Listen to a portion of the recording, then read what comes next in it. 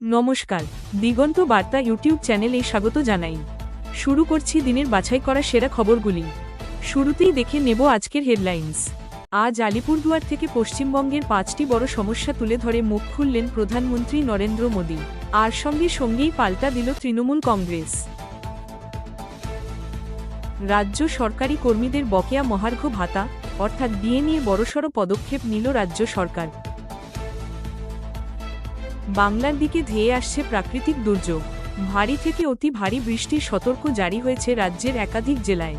শুরু করছি বিস্তারিত খবর। ২৬-এর বিধানসভা নির্বাচন এক বছর আগেই শুরু হয়ে গেল রাজনৈতিক তরজা।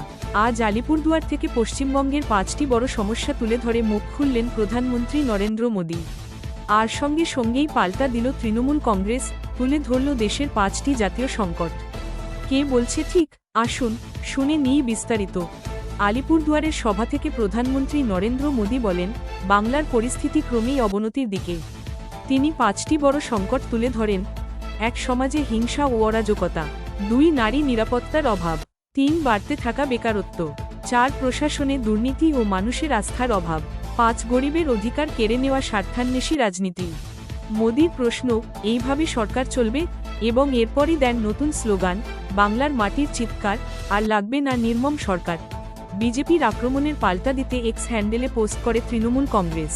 তাদের প্রশ্ন, প্রধানমন্ত্রী নিজেই কি দেশের বড় সমস্যাগুলোর জবাব দিতে পারবেন? মণিপুর 2 বছর ধরে অশান্ত, কিন্তু কেন্দ্র নীরব। হাথরস, উন্নাওয়ের মতো ঘটনায় কেন্দ্রের ভূমিকা প্রশ্নবিদ্ধ। নিট দুর্নীতি, পরীক্ষায় অসঙ্গতি, ছাত্রছাত্রীদের ভবিষ্যৎ অনিশ্চিত। দেশের ৪৫% তরুণ তরুণী কর্মহীন। বাংলার বকেয়া, আবাস যোজনা ও 100 দিনের কাজের টাকা আটকে রেখেছে কেন্দ্র। তৃণমূলের দাবি, মোদীর সরকার প্রতিহিংসার রাজনীতি করে। তৃণমূলের দাবি, বাংলায় উন্নয়ন আটকে রয়েছে কেন্দ্রীয় বঞ্চনার কারণে। আর বিজেপির বক্তব্য, বাংলার সরকার মানুষকে বিপদে ফেলছে। এই রাজনৈতিক লড়াই এবার ভোটের ময়দানে কতটা প্রভাব ফেলবে তা সময়ই বলবে। চলে যাচ্ছি পরবর্তী প্রতিবেদনে। রাজ্য সরকারি কর্মীদের বকেয়া মহার্ঘ ভাতা অর্থাৎ ডিএ নিয়ে বড়সড় পদক্ষেপ নিল রাজ্য সরকার।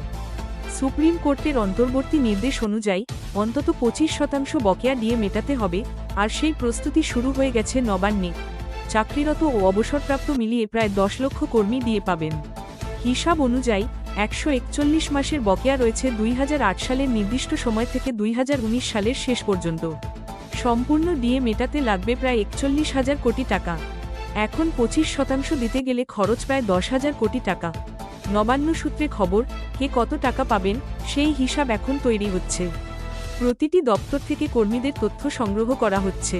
এমনকি কারা রোপা 2009 এর আওতায় পড়ছেন তাও নির্ধারণ করা হচ্ছে।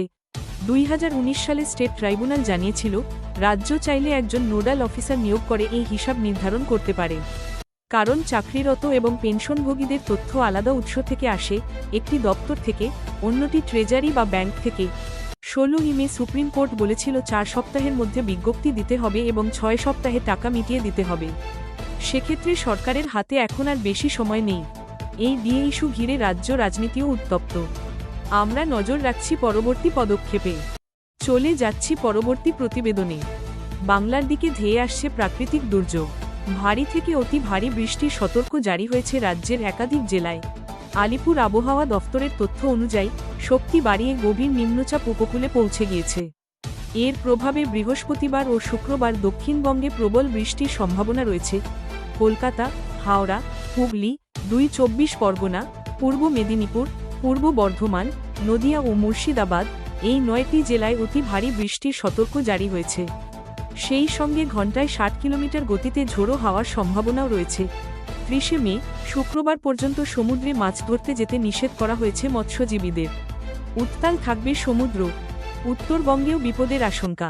দার্জিলিং, জলপাইগুড়ি, আলিপুরদুয়ার, কোচবিহার, উত্তর দিনাজপুরে হতে পারে 200 মিলিমিটার পর্যন্ত বৃষ্টি। পাহাড়ি এলাকায় 10 নামার সম্ভাবনা রয়েছে। শনিবার ও রবিবারও থাকবে ভারী বৃষ্টির সম্ভাবনা। বীরভূম, মালদা, দিনাজপুর সব জায়গাতেই সতর্ক জারি করা হয়েছে।